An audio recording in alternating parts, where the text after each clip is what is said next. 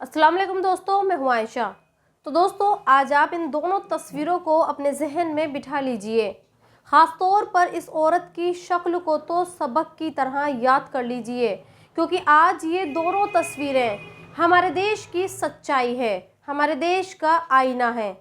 और ये हमें बताती हैं कि प्रधानमंत्री नरेंद्र मोदी ने पिछले 11 साल में हमें जो नया भारत दिया है, वो ऐसा ही दिखता है। आज मैं आपको ये बताऊंगी कि हिंदुओं की औरतों के मंगलसूत्र छीने बिना मुसलमान अपने ही देश में कैसे बलात्कारी बन चुके हैं। लेकिन सबसे पहले बात साउथ की उस फिल्म की होगी जिसकी दीवानगी आज पूरे देश भर में दिख रही है। दरअसल आज अल्लू अर्जुन की फिल्म पुष्पा 2 रिलीज हो चुकी है और आने वाले कई दिनों तक इस फिल्म की सिनेमा हॉल में एडवांस बुकिंग है। यानी अगर आज किसी सिनेमा हॉल में जाकर इस फिल्म को देखना चाहें तो नहीं देख सकते। इस फिल्म को सिर्फ वही लोग देख सकते हैं जिन्होंने एडवांस बुकिंग कर रखी होगी।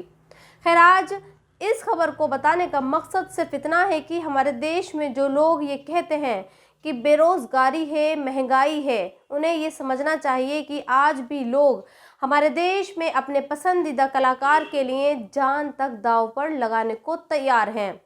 कल हैदराबाद में जब अल्लू अर्जुन की फिल्म पुष्पा 2 का प्रीमियम था और जब लोगों को ये पता चला कि अल्लू अर्जुन खुद वहां आ रहा है, तो पूरा हैदराबाद शहर साउथ के इस हीरो को देखने के लिए पहुंच गया और भीड़ इतनी हो गई कि भगदड़ में 2 लोगों की जान चली गई। कहने का मतलब यह है कि आज देश में 3 ही चीज़ें दिख रही हैं। एक साउथ के हीरोज़ के लिए दीवानगी, दूसरी मस्जिदों के नीचे मंदिर को ढूंढना और तीसरा नफरत, जिसका सबसे और ताज़ा एग्जाम्पल उत्तर प्रदेश के मुरादाबाद में देखने को मिला। दरअसल ये औरत और जिस कॉलोनी के गेट पर ये बैनर टंगा है वो उत्तर प्रदेश के मुरादाबाद शहर का एक मोहल्ला है।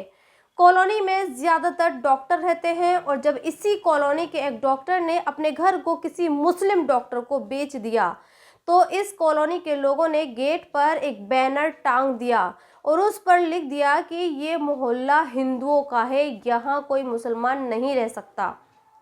और इसी मोहल्ले की एक औरत मीडिया के सामने आती है और ये कहती है कि अगर इस मोहल्ले में कोई मुस्लिम रहेगा तो फिर यहाँ पर बहन बेटियों और बहुओं की इज्जत खतरे में पड़ जाएगी। यानी ये औरत सीधे तौर पर मुसलमानों को बलात्कारी बता रही है, कैरेक्टर लेस बता रही है। आज मैं इस औरत के सामने कल हुई कुछ घटनाएं दिखाना चाहती हूँ जिसे आप ये जान पाएंगे कि असल में औरतों की इज्जत पर गंदी नज़र कौन रखता है। कल उत्तर प्रदेश की एक अदालत ने अक्षर पटेल नाम के एक बलात्कार के आरोपी को जमानत दे दी। जिसकी फोटो आप देख रहे हैं ये वही अक्षर पटेल है।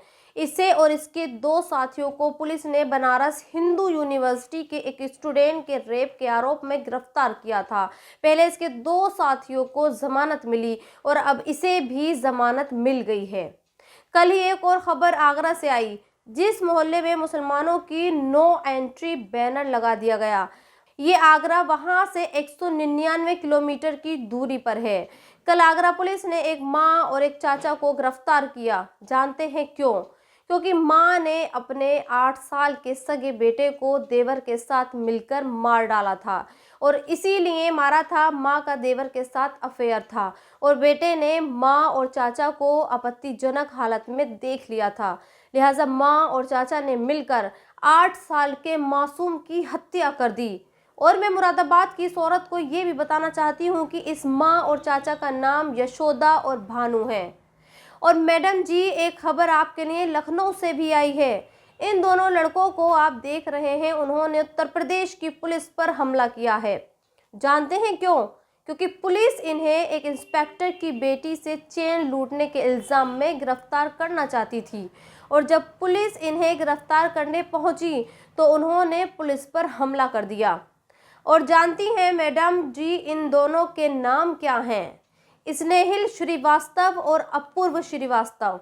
और अब मुरादाबाद के इस पाक साफ मोहल्ले की इस औरत को मैं उत्तर प्रदेश के ही हाथरस जिले की एक और खबर बताना चाहती हूँ जहाँ पर एक बॉयफ्रेंड ने अपनी गर्लफ्रेंड की इसीलिए हत्या कर दी क्योंकि गर्लफ्रेंड ने उसके साथ जाने से मना किया था।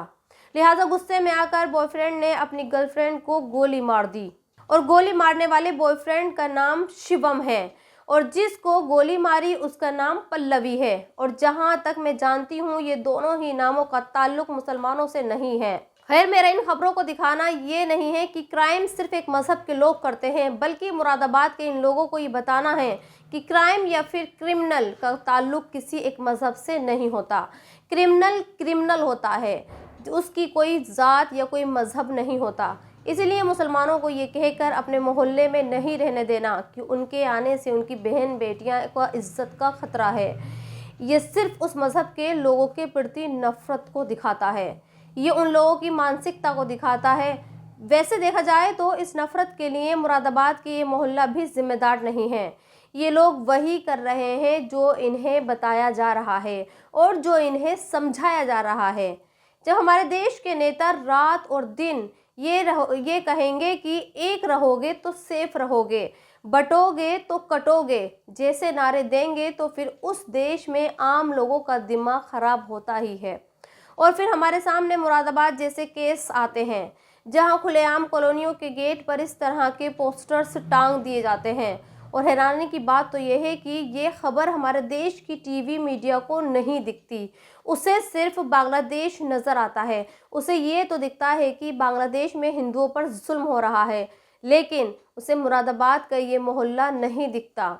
और ना ही वो ये पूछता है कि जब इस देश का संविधान ये कहता है कि यहाँ पर हर मज़हब के लोगों को बराबर का हक हासिल है और इस देश का नागरिक जहाँ चाहे वहाँ रह सकता है, तो फिर मुरादाबाद के इन लोगों ने अपने मोहल्ले में मुसलमानों के लिए नो एंट्री के पोस्टर्स क्यों लगाए?